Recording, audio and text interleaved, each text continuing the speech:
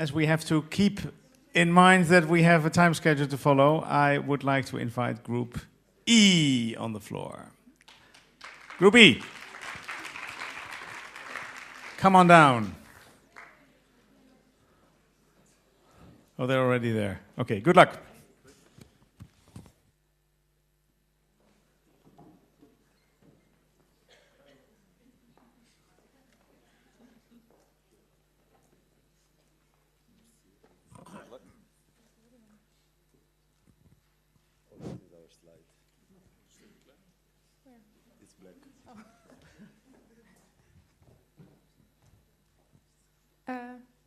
Is there another one? Yes, here.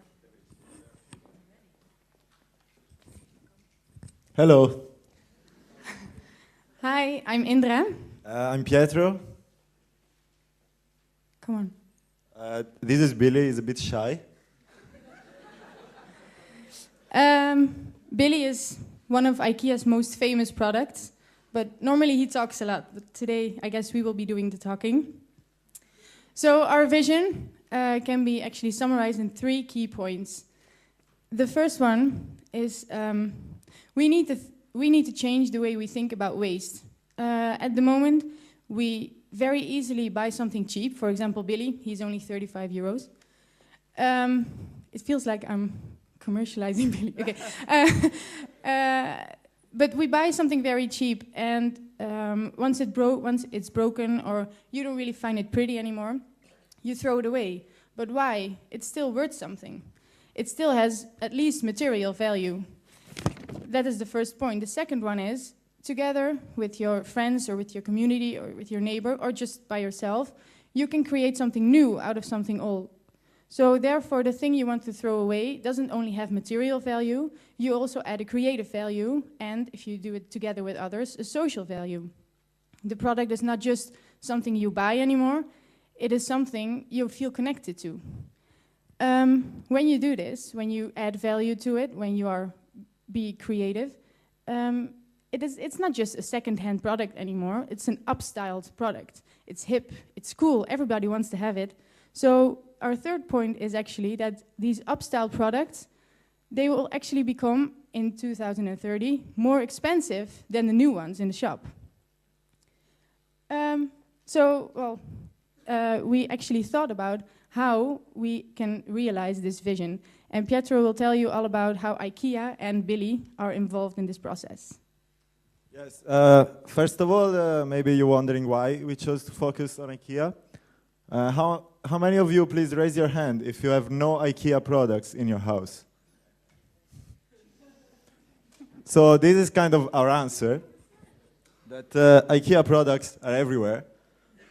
And there is a reason why IKEA products are everywhere. It's because they're awesome, otherwise they wouldn't. They are affordable, they look good if you don't write on them. And they're kind of fun to build, according to some of us. So they are successful, but they also have a dark side. And if you, as you were saying before, if you don't pay much for your product, maybe you don't get attached to it, you don't think twice before putting it in the street. So we, together with Billy, we came up with an alternative model that I will briefly guide you through. It's all over Billy as well. So it starts, what if when you buy an IKEA product, you get asked, do you want to become a donor? And you sign a card, which is just like an organ donor card, where basically you say, okay, when I don't need it anymore, someone else can have it. And what happens is that IKEA commits to, this is on the back of the Billy, you can check it out later. IKEA commits to come to your house and pick it up. So it's no hassle for you. And then you can get as involved as you want. So you can just quit here, or you can go further and take part in the Upstyle event. IKEA can organize some event in your neighborhood, where basically you go together with your neighbors, IKEA designers, all the returned furniture, and you just play with it. You try and put parts that are still good together and come up with something nice. So IKEA designers are pretty good. But we think that if you take thousands of people all over the world, put them in a room with all sorts of IKEA parts, they can come up with pretty nice ideas. So actually, it's already happening, and there is a whole genre online. It's called IKEA hacking. Here is some examples that we found. This is a Billy that turns into a bar, a Billy into a dollhouse, quite nice. A door frame can be a door can be a photo frame, right? A bed can be a wine rack if you want. A table can be a child seat, or another table can be a pet table. Many tables can be a bench, why not? And a milk whisker can be a love toy. So, we think that the best of these ideas that will come up all over the world can make it into the most read book in the whole world, apart from the Bible, the IKEA catalog. So what if all these upstyle products that people create together, they actually taken by IKEA and they build them with these with the return parts, and then they can actually sell it. And you can even add even more, because since it's created by the people, you can make a profile on the social media, you can share the story of how you came up with the idea. Maybe you can even track down where the parts of that specific IKEA table come from. So at the end, even if you didn't get involved in the creation moment, you can still bring home. It's as easy as bringing home an IKEA furniture, but you get a product which is 100% made from former waste parts. It's cool because it's upstyled.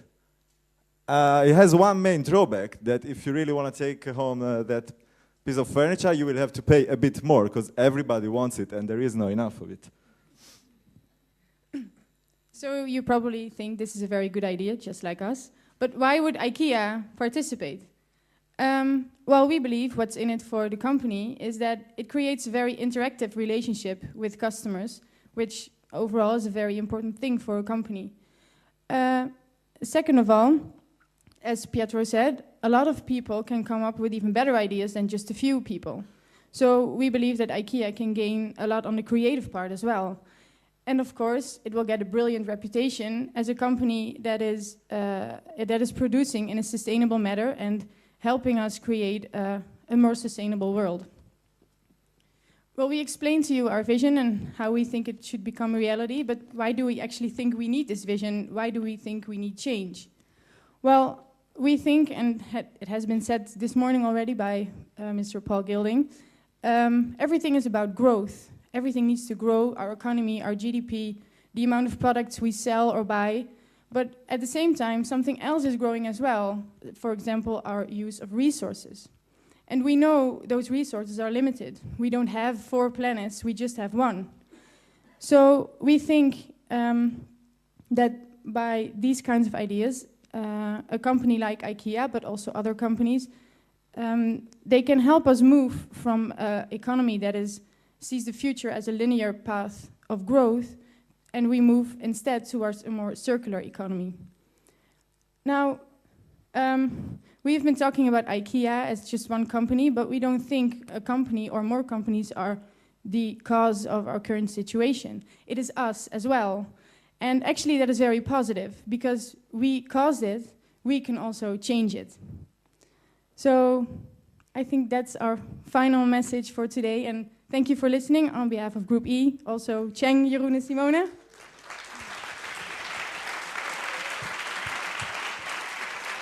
Well done. If you have any questions, please ask Billy. He has a Facebook profile. Yeah, he's called Sustainability, and you can find him on Facebook. He accepts everyone, he's a whore. The Sustainabilities. There they go. Thanks very much. There's a Swedish solution to every problem. Well, yes, this man's work, isn't it? Okay, thanks very much. And then